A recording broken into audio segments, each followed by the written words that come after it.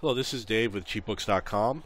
I am playing World of Tanks, and this video is about crew training and crew skills, specifically skills and perks. What I'm doing is, after having played 9,000 games, excuse me, I now have a better understanding of what the skills and perks are, what they mean, and how often they're used in the game. And if you watch my other crew videos, you'll find that there's a lot of information that's common among all of the crews. Now, first of all, this is the commander. He's very important. He has some special skills and perks that the others don't have. But second of all, he can take on skills and perks for other crew members that aren't in your tank. For example, this tank is the Russian IS-6 and it does not have a radio operator. So the commander acts as radio operator, which means that these skills are available to the commander when normally they would just be the radio operator. However, the disadvantage is if he goes into a tank that does have a radio operator, then I'm pretty sure that this skill would not be used. So, normally, I would choose for my commander one of the common skills or one of the commander skills, but not one of the skills for another player. I'm going to show you the example with the ELC AMX. There's only 2 crew members. So when you look at the commander skills, you're going to see common and commander, and then I'm going to scroll down. And you're going to see gunner, because there's no gunner in this tank, and you see radio operator, and you see loader, because those crew members are not on the tank. So you can have your commander take on those skills. But again, if the commander goes into a tank that does have one of these crew members, I'm pretty sure that the commander skill would not be used. So in general, if you don't know what to do, and you have a commander, only pick one of the skills from the common set or the commander set. Don't pick from the other sets for the commander unless you really know what you're doing. My advice, don't do it. I'm going to give you an example. My IS-6 shares a crew with the IS-3. And the IS-3 has a commander, gunner, driver, loader, no radio operator. Let's check the STI. Has a commander, gunner, driver, loader, loader. Also, no radio operator. So my commander could use the radio operator skills on both of these tanks because he shares the crew with both of these tanks. However, if you look at the tech tree for Russian tanks, and you look at the crews, you've got the IS-4, the IS-7, the IS-8. I have 3 more tanks that I will be purchasing in the future. One of them has 4 crew members, another one has 5, this one has 4. There's a chance that this tank might have a radio operator, and if it does, then I would have a skill on my commander that cannot be used. So you have to make the decision. Make sure you really understand what you're doing before you choose a skill or perk for your commander that is beyond the common or the commander skills.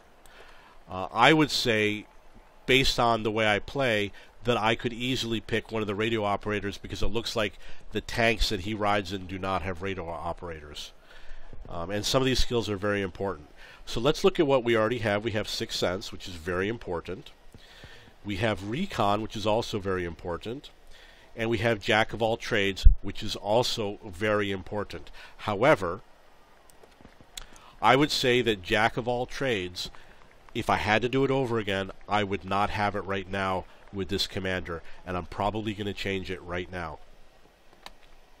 Sixth Sense is one of the most important skills in the game because it lets you know when you've been spotted. When you've been spotted by the enemy, you have a short amount of time to relocate.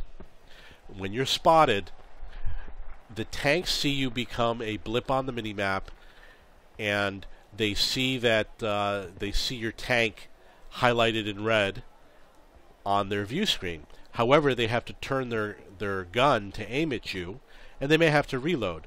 So you've got a little bit of a time to react, a couple of seconds. And there's also perhaps a 2-second delay, so that to make it a little bit fair, you've got a little bit of a delay for the commander to alert you that you've been spotted while the enemy tanks are all taking aim at you. And if, for example, if it's an SPG, he might need, I don't know, 5 to 10 seconds to aim at you also. So when that shows up, you can move.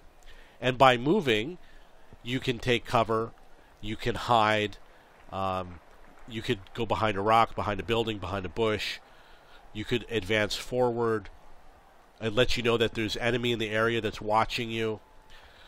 So it's a very important skill, and it could mean life or death. Obviously, an SPG could kill you in one shot, and there's a lot of tanks that can kill you in one shot. If they have an angle at your side armor, it's definitely possible. So it's a very important skill. I'm sorry, actually it's a perk, and you do want to have it. Recon, and of course it will come into play in every game, which is another reason why it's important. Recon is important because it increases your view range, which means you can spot more vehicles when you have recon. It's also something that comes into play in every game. Jack of all trades. If one of your crew members becomes injured, then the commander can take over his job. Let's talk about some of the different things that could happen. If your driver becomes injured, the tank drives more slowly. If your radio operator becomes injured, your radio operation range is reduced. If your loader becomes injured, your reload time could be cut in half. If your gunner becomes injured, your aim time will probably be reduced. But the question is, how often does a crew member of yours become injured? When I play, I would say 1 out of 10, 1 out of 20 games, I have an injury with a crew member. Therefore, I would say that the Jack of all trades is not a good high priority skill or perk to have for your commander, because it doesn't come into play in every game, and it doesn't come into play often enough. Last of all, you can purchase a first aid kit or a large first aid kit that can heal your injured crew members, which means that you have an alternative. You could buy the first aid kit and use that instead of the Jack of all trades. On my tanks, I have the small repair kit, the large repair kit, and the automatic fire extinguisher. The reason why is because I was being destroyed when my tank was catching on fire, didn't know how to handle it. Now I think I can handle it a little bit better. You have to decide between the two. Is crew injuries more important to you, or preventing fires? It's got to be your decision ultimately. If it were mine, I would say get the large first aid kit instead of the automatic fire extinguisher, and get rid of the Jack of all trades. When I decided to add this skill, I didn't really understand all the skills and how important they were. Now we've got repairs, camouflage, firefighting. I've covered these in my other videos. Repairs makes your vehicle repair faster. If your tracks are damaged, it will increase how quickly they repair it. Camouflage makes you hide better. Firefighting makes them more likely to put out a fire, which doesn't happen very often. I'm sorry, the fires don't happen very often. You might get a fire 1 out of every 50 games. So I would say firefighting, don't be concerned with it. Camouflage, you need it all the time. Repairs, depending on how you equip yourself, I use the small repair kit and the large repair kit, so I get repaired immediately, and it's rare that I still get damaged after that. So repairs isn't used that often, but it is used occasionally, and I do like having my vehicle repaired faster. Brothers in Arms is a very tricky one, because your entire crew has to have it at 100% before it takes effect. So I would suggest you avoid using brothers in arms unless you really, really know what you're doing. Some people save it for their last skill. I think there's a limit. You're only allowed to have 5 skills and perks. Now let's see what else you have here. You've got Mentor. This is specific to the commander. Provides additional experience to all crew members. This is something you definitely would like to use because it makes all of your crew members more experienced all the time. Excuse me. Eagle Eye. Eagle Eye allows the commander, it's a special mode where you hover your mouse over a tank and it will tell you what's damaged on the other tank. You have to research it to 100% before you can use it. It's not that useful. There's videos on YouTube that show you how to do it, and most people don't have it. And I would say that unless you really, really, really, really know what this is and you really, really want it, I really don't recommend it. This is what it will do. You see an enemy tank, you hover over it, you wait a couple of seconds, and it will tell you something such as, this tank has a broken radio, or this tank has a broken gun. For the most part, it's not that useful. If the tank has a problem reloading, that could be useful information because you might determine that his reload time might be 20 seconds instead of 10 seconds because it's a damaged module. This will tell you that. However, for the most part, I don't think you're going to care. I don't think that you're too overly concerned with the occasional case that the enemy tank might have a reloading problem.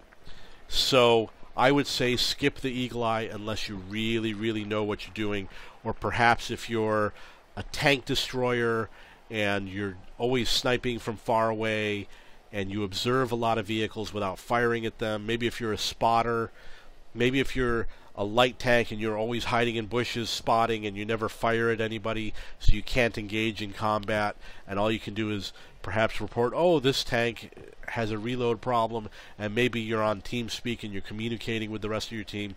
Maybe there's a way you could work it out. For the most part, I would say skip it. Now, this tank, as I've examined, doesn't have a radio operator, and the other tanks, my IS-3 and the STI, and the other 3 Russian heavy tanks I plan to purchase probably don't have radio operators. I could take advantage of some of these skills, and I'm going to show you what they are. Situational awareness extends view range. This is very good because it lets you see further. You can see tanks that are further away.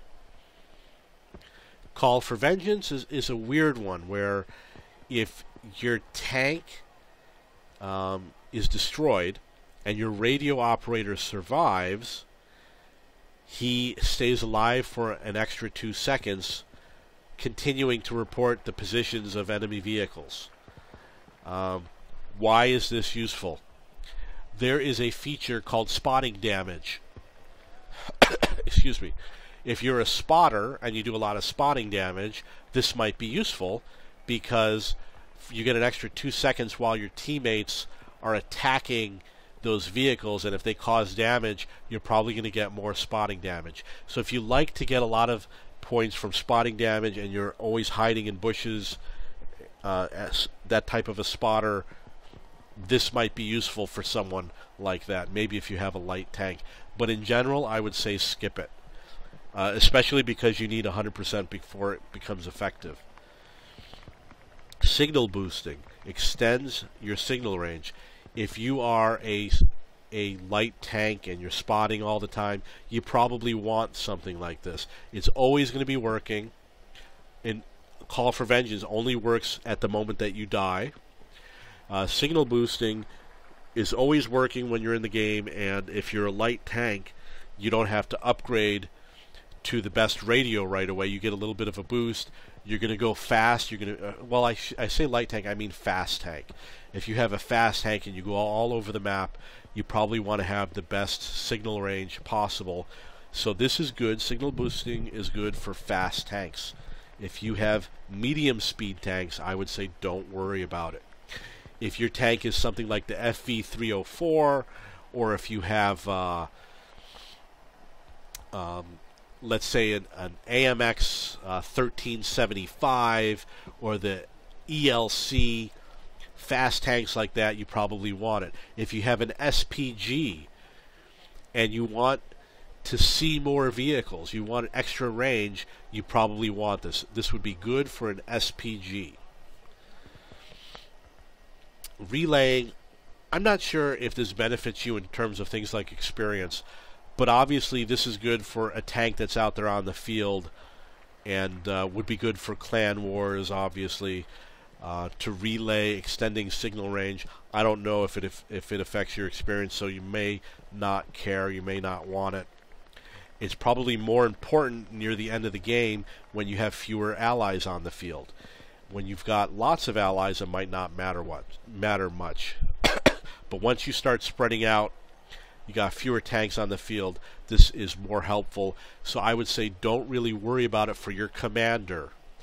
We're looking at my commander right now. For a radio operator might be different, but that will be a different video where I will discuss that. So I'm trying to decide how I'm going to fix my commander.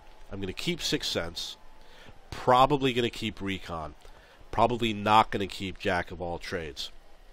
Which ones are extremely valuable? Camouflage, definitely. You always need to hide. Repairs can be covered by my small repair kit and my large repair kit. Firefighting will be covered by my automatic fire extinguisher and the fact that vehicles rarely catch on fire. Brothers in arms don't care for. Mentor, additional crew experience, I would rather have camouflage. Eagle Eye, useless. In terms of radio, extends view range is like Recon. I would love to have it. That will probably be my fourth skill. Call for Vengeance, as I've explained, not very useful. Extending the signal range, I will explain why this is useful.